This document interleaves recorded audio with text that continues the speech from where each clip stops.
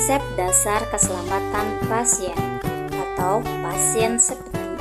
Pasien safety melibatkan sistem operasional dan proses pelayanan yang meminimalkan kemungkinan terjadinya adverse event atau error dan memaksimalkan langkah-langkah penanganan bila error telah terjadi. Tujuan pasien safety adalah untuk mengurangi risiko cedera pada pasien akibat struktur dan proses pelayanan kesehatan menurut Inzone 2007. 3 upaya pasien sebagai prioritas utama dalam memberikan pelayanan kesehatan menurut WOMAX D2004. Nah, yang pertama yaitu Computerized Provider Order Entry atau CPOE, memasukkan instruksi pemberian obat pada pasien menggunakan komputer yang dilengkapi dengan software yang dapat mendeteksi kesalahan. Yang kedua, Evidence-Based Hospital Referral, pengiriman pasien yang memerlukan perawatan kompleks ke rumah sakit yang mempunyai fasilitas yang lebih lengkap. Yang ketiga, ICU Physician Safety, menempatkan dokter yang mempunyai keahlian atau sertifikat critical care di unit intensive care. Selanjutnya ada juga pemanfaatan teknologi dalam keselamatan pasien. Perawatan pasien berbasis teknologi menjadi semakin kompleks, mengubah cara pelayanan keperawatan sebelum aplikasi teknologi meluas.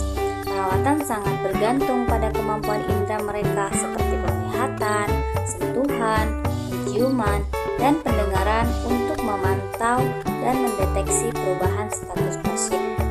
Terus ada juga cara meminimalkan kesalahan dan memberi penanganan yang cepat. Yang pertama, menghilangkan kesalahan dan kejadian buruk. Nah, yang kedua, mengurangi terjadinya kesalahan atau kejadian buruk. Yang ketiga, mendeteksi kesalahan awal sebelum kecelakaan terjadi.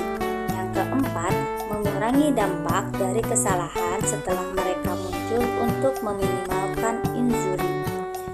Contoh penggunaan teknologi dalam pasien safety.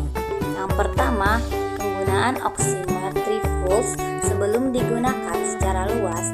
Perawat mengamati perubahan status mental dan warna kulit untuk mendeteksi perubahan awal saturasi oksigen dan menggunakan gas darah arteri untuk mengkonfirmasi kecurigaan mereka.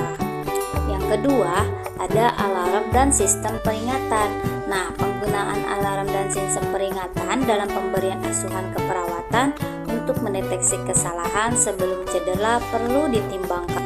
Yang ketiga, ada barcode scanning dan robot. Barcode scanning dan robot telah terbukti meningkatkan efisiensi dan penurunan biaya. Yang keempat, ada telenursing dan telehealth. Telenursing adalah penggunaan teknologi untuk memberikan perawatan dan melakukan praktik keperawatan jarak jauh. Perkembangan dan teknologi dalam pelaksanaan kesehatan keselamatan kerja. Perkembangan teknologi dalam kesehatan dan keselamatan kerja sudah ada semenjak zaman prasejarah dan terus berkembang hingga saat ini. Adapun perkembangan teknologi dalam kesehatan dan keselamatan kerja adalah sebagai berikut. Yang pertama, zaman prasejarah. Lalu, zaman bangsa Babilonia atau dinasti Sumeria di Irak. Lalu ada abad pertengahan, selanjutnya abad ke-16, lalu era revolusi industri, dan juga era industrialisasi. Era manajemen dan manajemen ketiga. Era mendatang. Dampak penggunaan teknologi informasi terhadap perawat dan pasien. Dampak negatif penggunaan teknologi yang mungkin timbul antara lain peralatan yang membahayakan karena ketidakmampuan perawat dalam menggunakannya, pelanggaran privasi pasien, dan kurangnya sentuhan atau kontak dengan pasien. Lalu, dampak positif dan negatif dari teknologi terhadap industri. Yang positif, positifnya keamanan dan keselamatan. Dengan adanya invasi industri, keselamatan pekerja akan lebih terjaga. Pekerja yang mengandung risiko bahaya yang tinggi kini dapat digantikan oleh mesin atau robot. Lebih cepat dan tahan lama. Alasan industri menggunakan mesin atau robot saat ini yang utama adalah karena mereka lebih cepat dan tahan saat dioperasikan selama 24 jam. Lalu biaya yang dikeluarkan lebih murah. Untuk masalah perawatan mesin memang bisa dibilang relatif. Dibilang terlalu murah tidak juga, dan dibilang terlalu mahal juga tidak. Karena mesin di dalam bidang industri pasti memiliki manfaat yang besar jika dibandingkan antara biaya perawatan mesin dengan memperkerjakan orang, maka menggunakan mesin akan lebih menghemat dan efektif. Dampak negatifnya adalah ancaman bagi manusia. Bagi beberapa orang, dengan hadirnya mesin di bidang industri cukup mengkhawatirkan, karena secara tidak langsung suatu saat pekerjaan mereka akan tergantikan oleh robot. Lalu kurang detail pada beberapa aspek hasil pekerjaan manusia memang lebih baik. Salah satu kekurangan mesin adalah kedetailan barang. Beberapa barang yang harus diproduksi sangat detail sekalipun pada aksen yang kecil, yang terkadang mesin atau robot tidak dapat melakukan hal tersebut. Lalu perlu upgrade secara berkala. Menggunakan mesin membutuhkan upgrade berkala. Hal ini wajib dilakukan agar kinerja mesin tetap baik. Lalu masalah pada pasien yang komplikatif.